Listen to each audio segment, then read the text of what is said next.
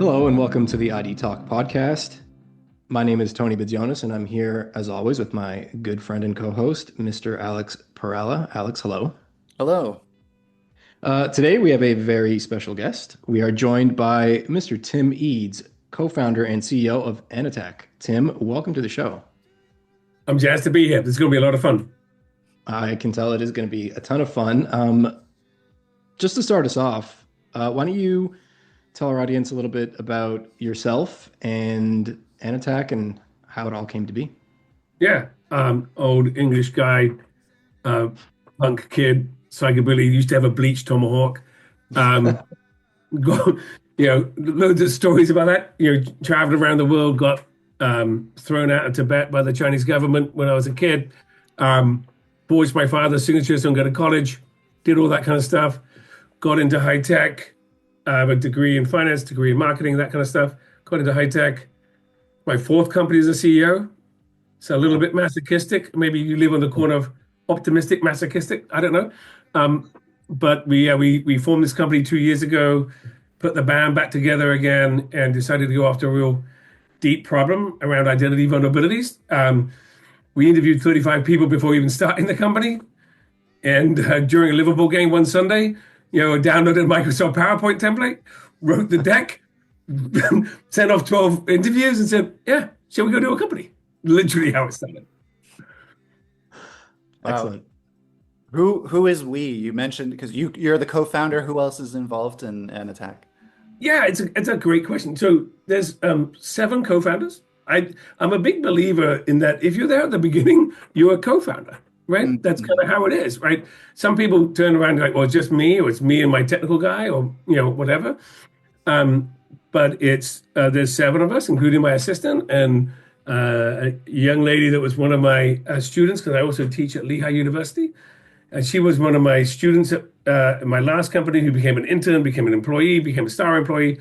So, she's, I don't know, you're not allowed to ask how old people is, but she's under 30 and she's a co-founder of a high-tech startup. So why not? If you're there at the beginning, sure, why not? So there's 7 of us. And on the founding team, and very, very deep expertise on the tech side, particularly in graph databases and graph databases at scale. And then we just became really rich in the domain permission around identity and identity vulnerabilities in particular. Then what led you to that? Like you mentioned, this is your fourth startup. Do you feel like your previous companies kind of brought you here, or was this some sort of left turn, or what made you decide to tackle identity? Oh, again, live by the Mark Twain, right? Tell the truth is easier to remember. My mate Dave, who was at BlackRock at the time, said, you should go do this, Tim. And then, it's way worse than what you think. It's like 5 times this. Then I had at least 2 whiskeys, maybe 4, with a friend of mine from Bank of America at the Rosewood Hotel. And he's like, oh no, Dave's got it wrong. It's way worse than that. And I'm like, so I went off, kind of scratched my head. I'm like, really?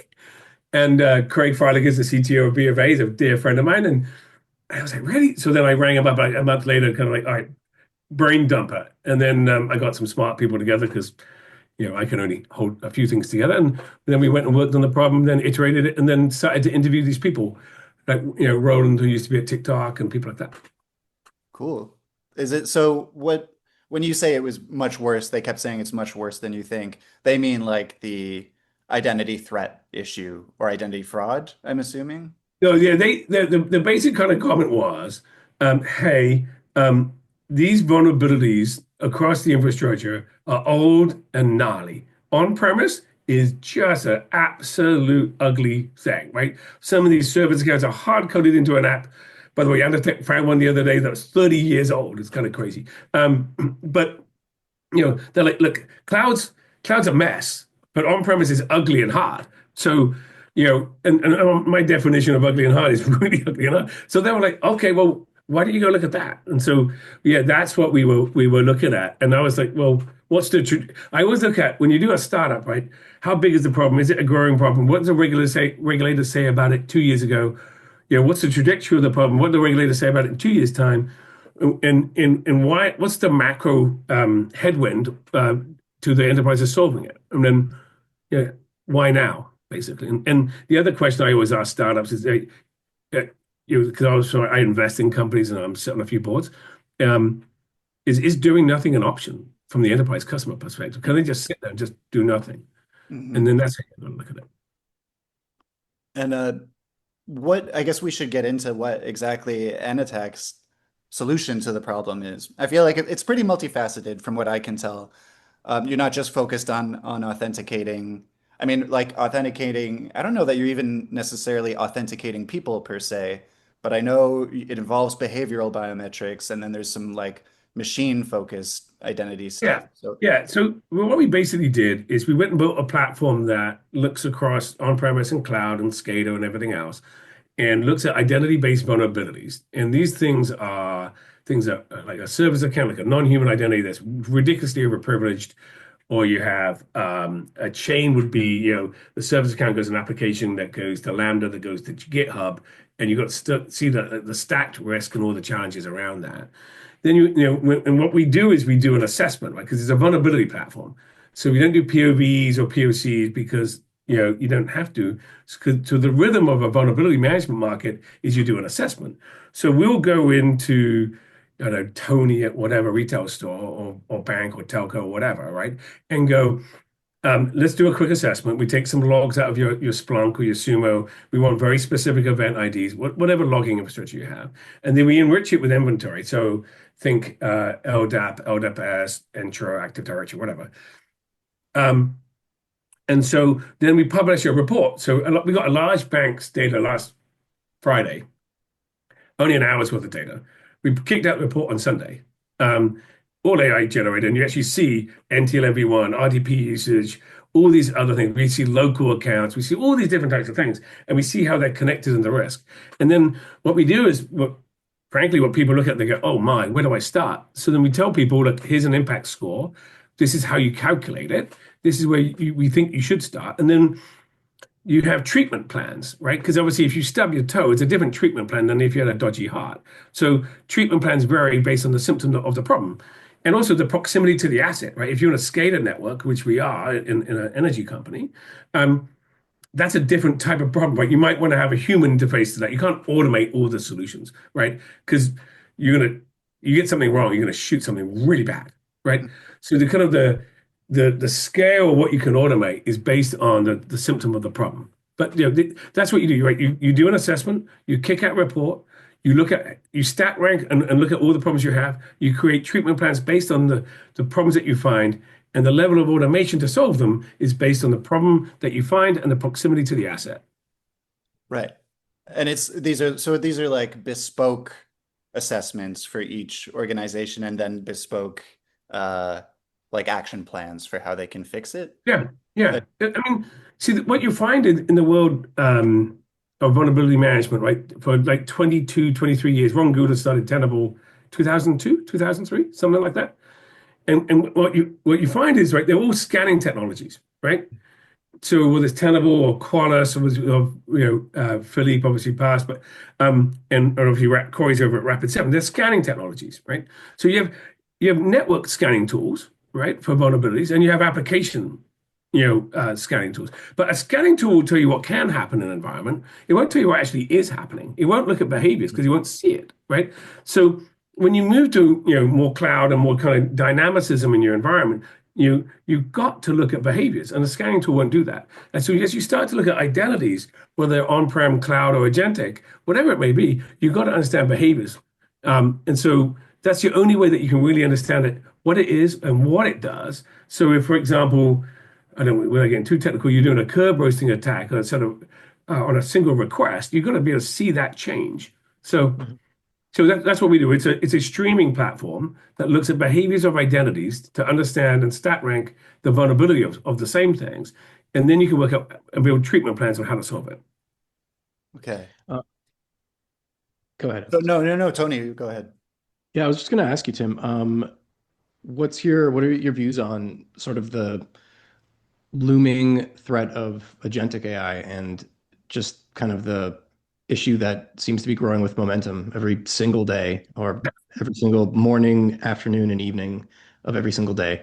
How does that kind of affect what you're doing, and how does it influence what you're doing? Yeah, well, there's loads to look at right around this. So, you know, AI as an attacker in the attacker's hands is making a good hacker great and a great hacker scale, right? So, that's going to get uglier and uglier and uglier. So I don't think that's starting to pick up real pace, but it's not at full speed yet at all. So that's on one side of it. Then you look at it from a defensive capability, and so it's what I like about agentic AI is that you can really start to look at different types of the platforms in different types of ways. So as you roll out an AI, an agentic architecture, you can start to use different types of AI to monitor it and manage it. And the card that sits within the AI agent itself is going to get injected and manipulated and everything else. And so, yeah, it represents a great opportunity for our company. It's critical to the future of all things because obviously applications are going to go away because no one's going to do CRUD anymore and stuff like that.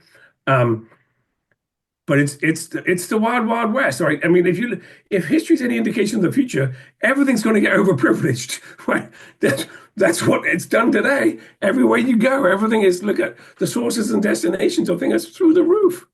And this whole least privilege is like, a bit of a myth, to be really honest. I mean, I want to be taller and I want to have more hair, right? That's not going to happen either. You Actually, never on know. that note, this is I barely know that's related. but it's true, right?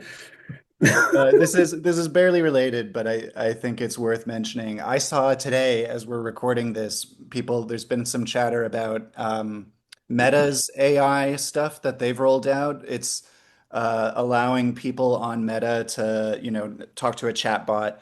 And it's somehow the settings are like the users are confused about the settings and setting it to public by Yeah, accident. And so people are right. posting like very personal stuff. Just chat, they think they're privately chatting with this AI. Oh And it's no. like everyone Yeah. in their network can see they're sharing, they're like, here's my credit card info, like go and find me like this thing on Amazon. What You could possibly go wrong? Oh no. Yeah, yeah. But I mean, that is a little bit of some of the problem, right? Some of these people are rolling out some of these technologies so fast that they Mhm. don't understand the guardrails of what they have. And you Hmm. know, Meta's always had a history of like, if in doubt, open it up and everybody can see what you do. But hold on a second, maybe you should wind it the other way, right? Yeah. Yeah. So it's to your point earlier, like, everything's happening so fast and people are not even realizing what is being exposed as it's rolling out. Yeah, I mean, it's like being in Silicon Valley and working on this stuff now is like being in Silicon Valley in 1986, 1987, saying this thing called the internet's coming along. But the difference now is that it's leaping forward, right? With Mhm. A1A and MCP and everything else. It is just leaping forward. It changes your roadmap, as you start to see these new capabilities. It's accelerating things. You can have AI agents build your software, so you don't need as many engineers anymore. It's just leaping forward. Yeah.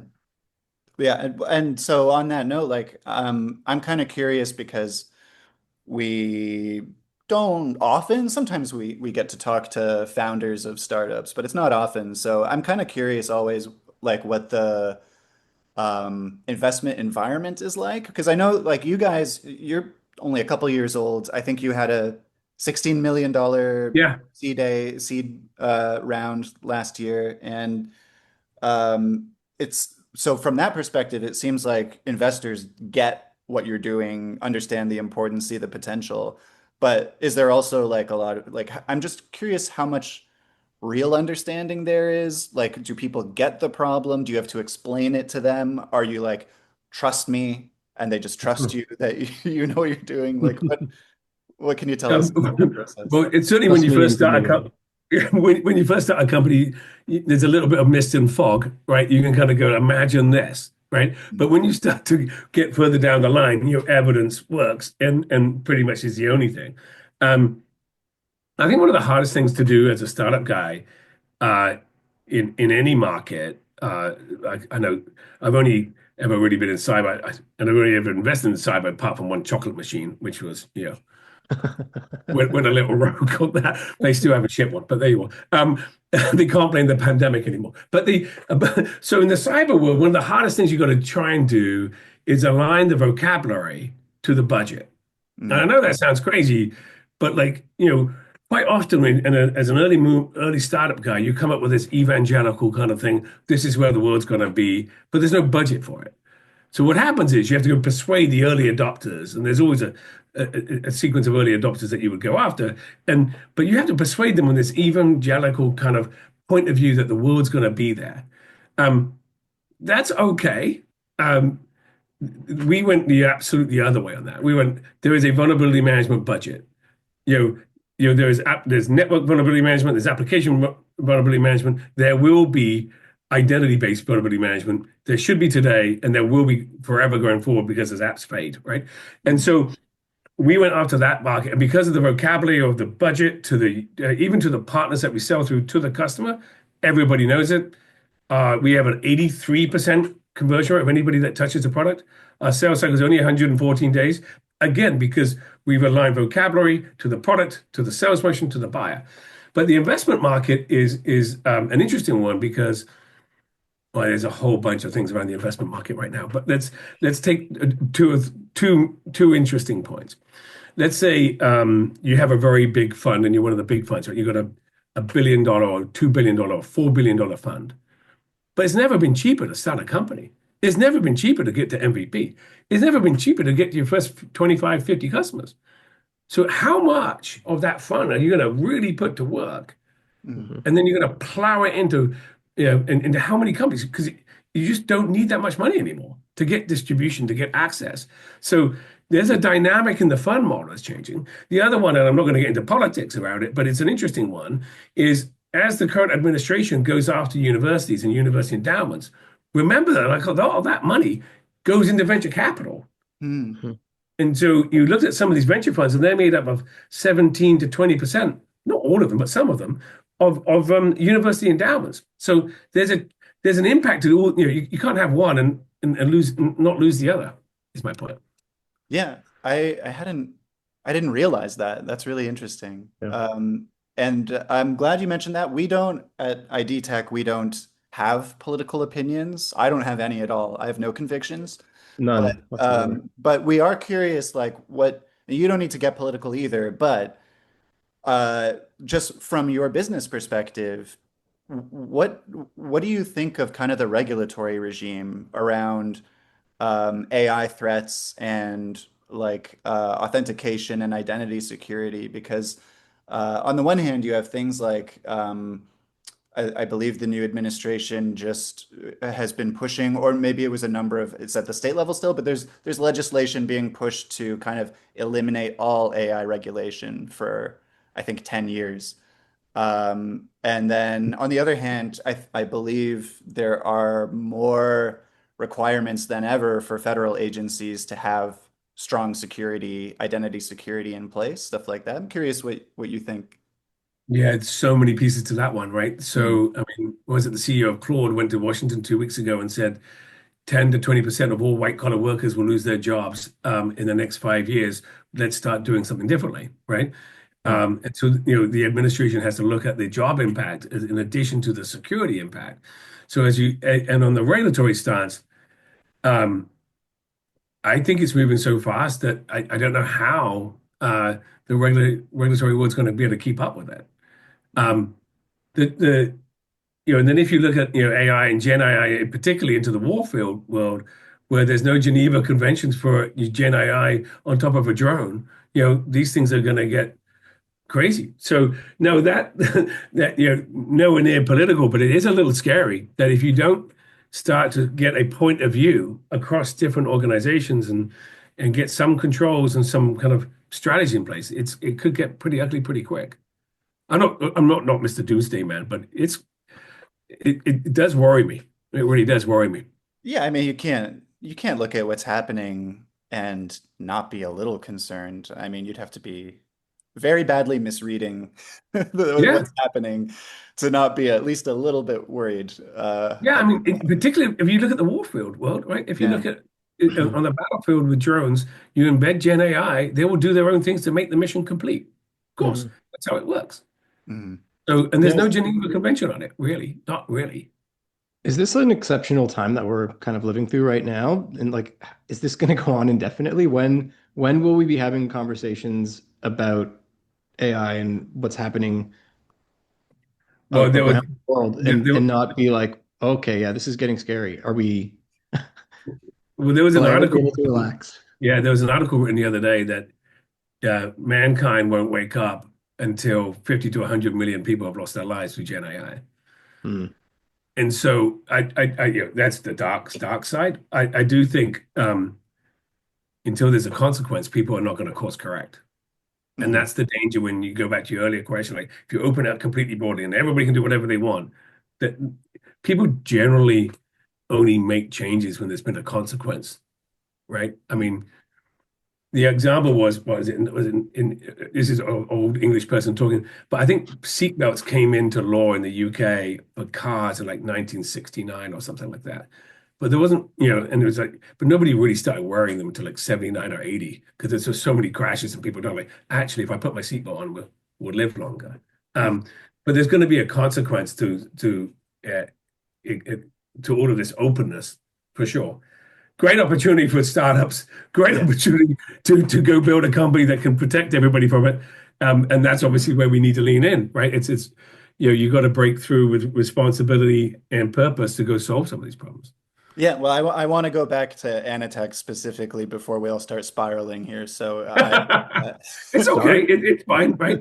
but I do know, but I was curious because earlier you mentioned like the growth you're seeing through channel partners, and I think I read that you only are offering your product through channel partners, right? So can Yeah. you, I think that's kind of unusual. Can you explain the rationale behind that approach? Yeah, I mean we go channel first, channel only, wherever it is in the world, and the partner community use our product for free during this period. They use it, they publish a report, they show the customer a bunch of value, and so I think when you do these startups, right, you don't want to be in a small market growing quick. You want to be in a giant market where just there's lots of old, slow-moving companies. And so you want to disrupt them. So we we have customers all over the world. We have old people's homes, people that make RV vehicles, mining companies, airlines, shipping companies, banks, telcos, and it just scales that way, and it's really good when the messaging here's what you happen when you do a startup where you kind of it's like sailing, right? You kind of tack into the wind, like, do I have the right product, do I have the right team, do I have the right investors, do people understand the pricing model, does the product work, right? And you kind of tack into the wind, right? And then all of a sudden you get the vocabulary right, you get the positioning right, you get the pricing model right, and you get everything aligned, you get the team right, and you put up a spinnaker and you go like hell.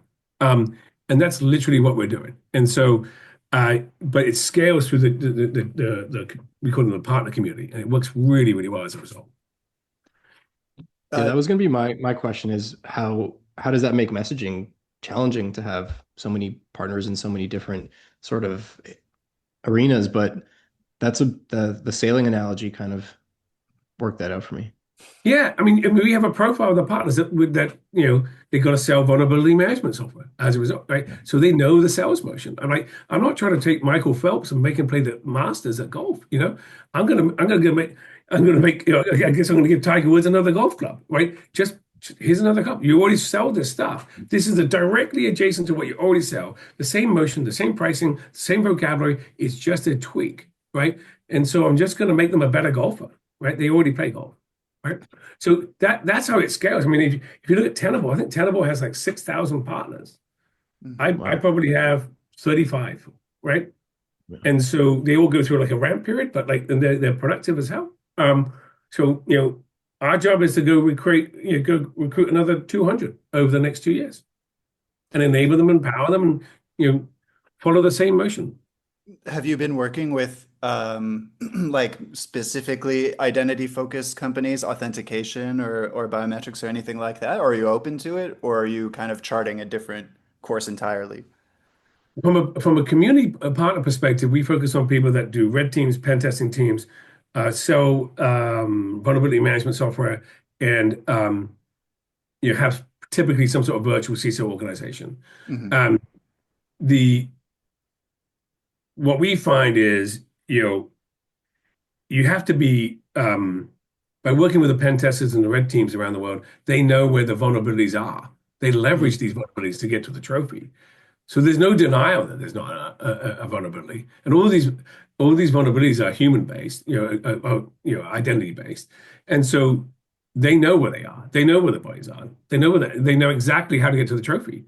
So then we just turn up and go, look, this is the broader look at the product. This is how you can see all your identity vulnerability landscape. That's how it works. Okay. And we partner with people like CyberArk and Okta and the traditional companies. Um, but I can't turn up and say your CyberArk product's broken. Why would I do that? I'm just going to help other people identify it. Right. That makes sense. And are you focused? You talked a lot earlier about the enterprise, the need for this for the enterprise. What about like the government sector? Have you targeted that? Are you interested? It's a little difficult to get budget certainty Yeah. in the government world right now. And I always tell startups that I work with and I run, startups die of indigestion before they die of starvation. And so, I don't want to go after a market that's unpredictable in its budget behavior. So, and I don't need to. So that would be an example, trying to eat too much. So I got a rhythm. It's a very clear rhythm. I don't need to disturb it. I just need to, keep your discipline and keep on it. Very fair. Very diplomatically put.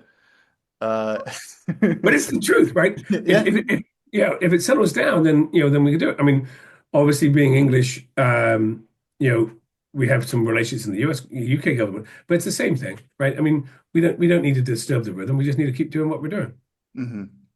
I also wanted to ask earlier, because you use a lot of technical language that, frankly, like I don't follow everything that you said earlier in the interview. Okay. But I'm curious because you mentioned that you studied, I think you said marketing and finance. Mhm. Do you have like a technical like nerd background in some way, or is that just like a autodidactic thing you've developed over time? It's pretty funny, right? So I was with some people the other day in England. We're running around the InfoSec show in London, and and the guy goes, it's okay to say you're technical. And I'm like, but I'm like, well, because when you live and work with these engineers who are just geniuses, right? You're just like, well, I'm not technical. Talk to a smart person. But it kind of osmosis gets you in the end, right? I've been in Silicon Valley 25 years, so and I've been all around like detecting malware without signatures and scanning and removing it, and that was 22 years ago, and then just doing different things, and so, yeah, so I guess I've become technical, which is a good thing. Oh It yeah. helps. Yeah. I think a lot of people increasingly will be. In Yeah. another life, Tony and I went to a not a coding school exactly, but a web development Yeah. school. And lately, we've been making changes with our platform to try and optimize it for AI. There's a lot of Yeah. AI tools that help us to do that, even though we don't have the expertise in-house all the time. So just by working on stuff over time, I'm finding these muscles are being like Mhm. the what's the reverse of atrophy? They're But my getting advice on that, the first time I built a website was like, I don't know, one Christmas, like, I don't know, 15, 18 years ago. And I sit down with a bottle of wine and I'm like, all right, I'm going to build a website. How hard can it be? And you sit there before you know, like, this is not that hard. Yes. So as you go on to your next one, take a bottle of wine with you, a nice bottle of red wine, and sit there and like, then all of a sudden it becomes almost like therapy. I'm way ahead of you on the Yeah. wine aspect. But yeah, that's great. I think um, that's a great note to end on, unless you had anything else, Tony, that you wanted to ask. No, I mean, I think the bottle of wine is just exactly our speed. Yeah, it solves a lot, right? As you sat there and you're dealing with stuff, like sit there with a nice glass of wine and go build a website. There you are. All right. Well, Tim, this has been really fascinating and a lot of fun, as promised. So it was a real pleasure to talk with you. Thanks for talking with us. Thanks for coming on the Yeah, show. Yeah, thanks for inviting me. Lots and lots of fun. Thank you, Tim.